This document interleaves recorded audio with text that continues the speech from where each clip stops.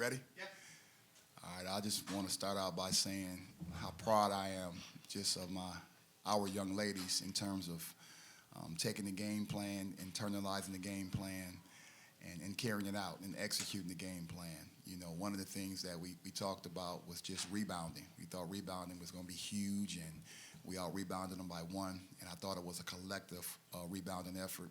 Our point guard had 10 rebounds. I mean, that right there just shows you that there was buy-in, you know, just from 3 days ago when we started preparing up until now. So just from the standpoint of our young ladies taking the game plan and internalizing it, that's what makes me most proud, because you can do everything right and still lose, you know, in the last second shot. But that's not what we did today. We executed the game plan, hit a little bit of adversity, but we still was able to, you know, to come back and follow through with the game plan. So that's the most important thing.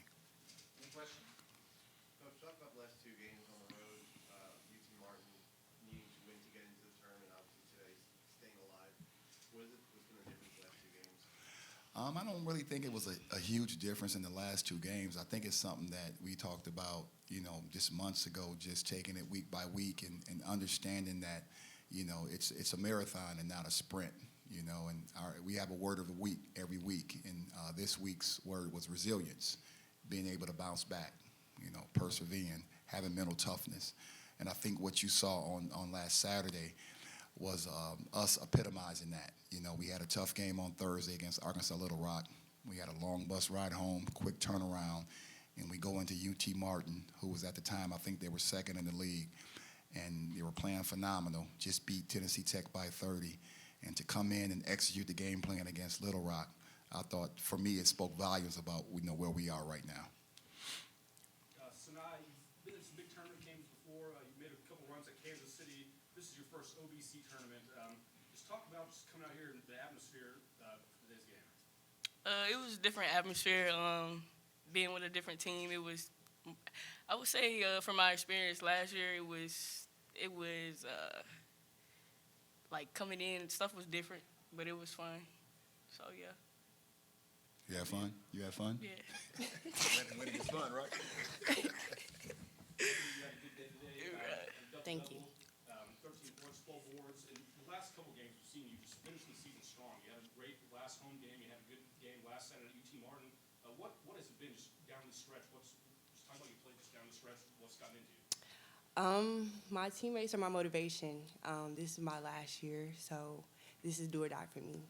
So I'm going to leave it out on the court every chance I get, and that's what I keep in mind every time I come into the court. And she's been doing that. Coach, talk a little bit about, obviously, 11 steals for your team. Defensively, you've always had a kind of in your short style defense. What was it? Kinda? Kind of. That's what we do. What was it today, obviously, from the scout that, you know, being able to read blocks, and, you know, Ebony, there were times you were breaking, you know, on the press. What was it just that you saw?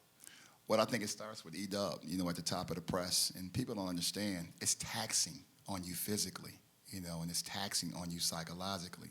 But I thought Ebony did a phenomenal job of just setting the tone. And then we got Sanaa and Kaylin, you know, on that second line, covering the middle.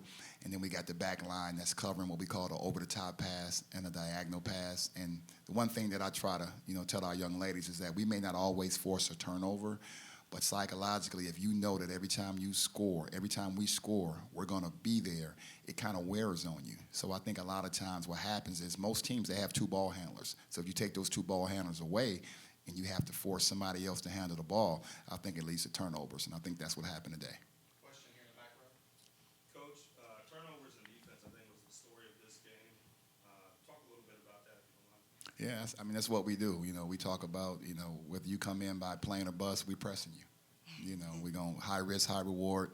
I think Coach Petrie does a phenomenal job. I think they were prepared. But like I said before, most teams play 7 or 8 players, and a lot of times by the middle of the third quarter, you can kind of see the fruits of our labor. And I just think that what happened was, you know, the war of attrition. By that 5-minute mark of the third quarter, a lot of those shots they got were open, you know, but you're tired. So those same shots are not the exact same shots. It'll look like it's the same shot, but you're taking that shot with somebody flying out at you with heavy legs. So that's what we try to do.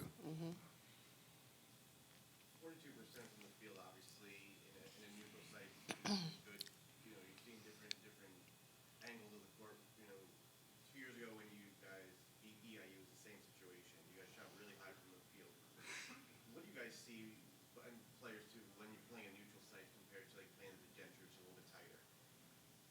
You asking me or you asking them? I haven't taken a shot in about 25 years, so I know you're not asking me. Can you, can you Yeah, I So, was- when you play the neutral site, right? Big facility, angles are different than when you play at the Gentry Center, right? What did you guys see today? I will start out by saying this, though, Nick. One of the things that I know a lot of teams, they have a decision on if they want to take the 20-minute shoot-around or not. And I heard, some of our players complaining this morning about, why we got to come in here? It's only 20 minutes. I think you was one of them. I was about to It's say, I only don't 20 know who was minutes. complaining. Well, that was one of the things. I think psychologically, as a basketball player, when you come into a neutral site, especially if you think you can shoot, you want to see if the rims are heavy. You want to see if the rims are tight, see if the rims are loose. And those 20 minutes may not seem like it matter, but if you've been here before, now when you come in for warm-ups and you play the game, there's a level of familiarity that I think is important for a basketball player. That's your setup right there. I gave you a soft Well. lob. You better slam dunk it. I was complaining because I needed more time, but for me, I think it was it's like I would say like big stage kind of opportunity for me to just go out there and do what I do. For me personally, it's kind of keeping the refs out the game for me, keeping my hands up high. Sometimes I've had bad luck on away trips with the refs, so neutral court I feel like is anybody's game. So. Anyone else? All right, thank you all. Thank you.